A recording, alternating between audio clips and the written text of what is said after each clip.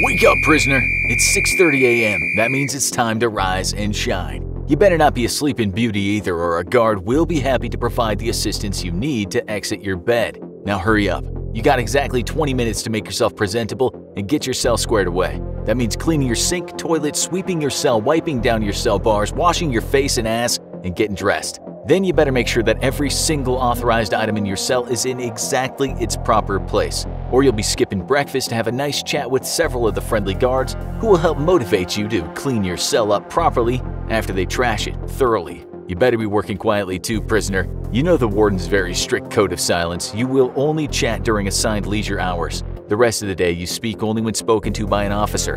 Is that understood? That was a question from an officer, dummy. You're allowed to speak this one time.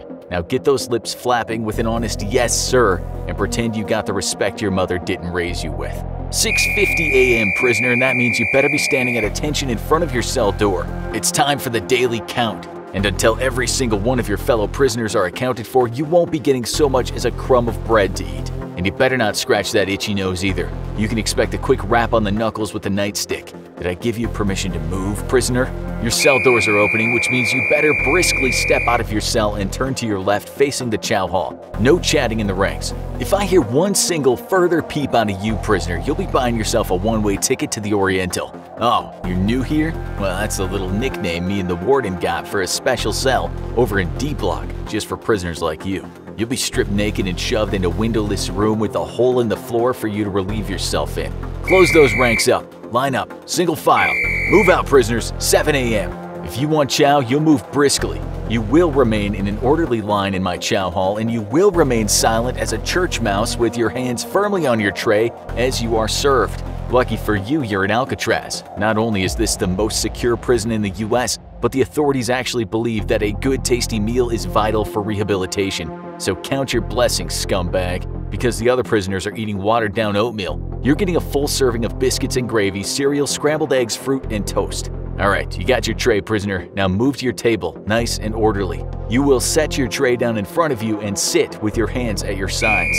20 minutes to eat, dirtbags. Better make them count. No doggy bags in my prison. And if I catch any of you sneaking food back to your cell, that's a week's stay in the hole. As soon as you've finished eating this delicious meal the good, hard-working taxpayers of America have graciously provided for you, you will place your knife on the left side of your tray, the fork in the center, and the spoon on the right. Then sit quietly. I said knife on left, spoon right. Good Lord, boy, how dumb do they grow them down there in Arkansas? As I was saying, you'll sit quietly once more, hands at your side like a good little boy, until a guard has inspected each of your trays. Alright, 7:20 a.m., time to report to your details. You will exit my dining facility in the same quiet, orderly fashion you entered. Individual guards will escort you to your assigned details. Some of you will work in the laundry, washing and folding the thousands of sheets and prison uniforms in need of cleaning. Others will go to the tailor shop to sew up patches and fixes to those same sheets and uniforms. There's some guard uniforms in there too. You'd better do the best damn sewing job of your life on those, or you'll be taking cold meals in your cell alone from here on out. The rest of you will be assigned to various other shops, including the cobbler's and model shop, where you'll repair shoes and conduct basic maintenance respectively. Those of you without any usable life skills will either end up gardening or doing general labor. You better be in your shop and ready by 7:30 a.m. for, you guessed it, another count. So hands at your side, stand at attention as your shop foreman finishes the count and phones it in. Now get to work. You're not living in my maximum security resort and day spa for free. Alright, dirtbags, it's 9:30 a.m. and you've earned yourself an 8-minute smoke break. Hey, you know the regulations, inmate. No groups bigger than 3. Break it up. Find another designated smoking area for your break. 9:38 a.m. Back to your shops for another count.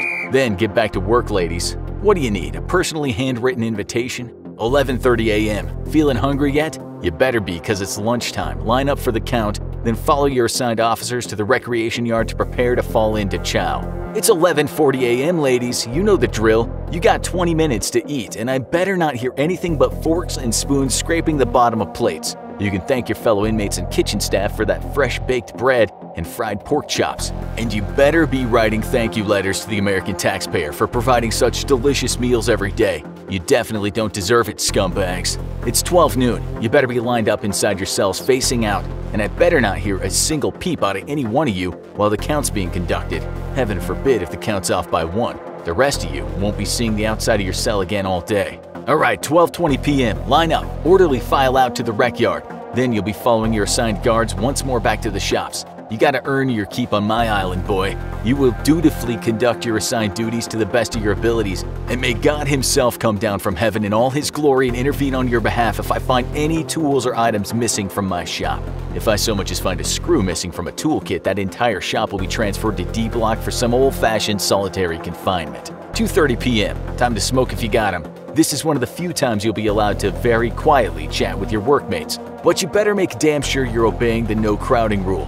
Keep your group sizes to 3 or less. 2:38 p.m. Smoke breaks over, ladies. Time to get back to work and earn your keep. Time to pretend you're a respectable citizen of society, earning his way with good, honest, hard labor. 4:15 p.m. Line up outside your shops and prepare for the count. Hungry? I don't really give a damn because it's dinner time. Once the count's completed, you will line up and file in a nice, quiet fashion back out to the rec yard and prepare for dinner. 4:25 p.m. Time for chow, ladies. You know the drill. Hands at your side and silent as a mime. I better not even hear you whisper grace to yourself. You want to speak to the good Lord and thank him for your meal? You better do it inside that thick skull of yours. I want to hear spoons and forks on plates, nothing else. You boys are in luck tonight. It's bacon jambalaya and pork roast. Feel free to help yourselves to seconds or thirds if you want, but you better be finished in 20 minutes, and I better not catch you wasting the taxpayers' food, or you can bet I will. Good Lord in heaven, boy, knife on the left. No, your other damn left, spoon on the right.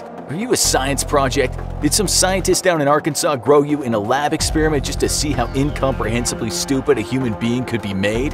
4:45. Back to your cell. Prepare for the count. You better be sitting at attention, hands at your sides, and lips shut by the time my guard comes around for the count. Watch your toes, ladies. I hate to ruin any pretty pedicures when those bars slam shut on you for the last time today. You're free to recreate in your cell as you wish and chat with your neighbors until lights out.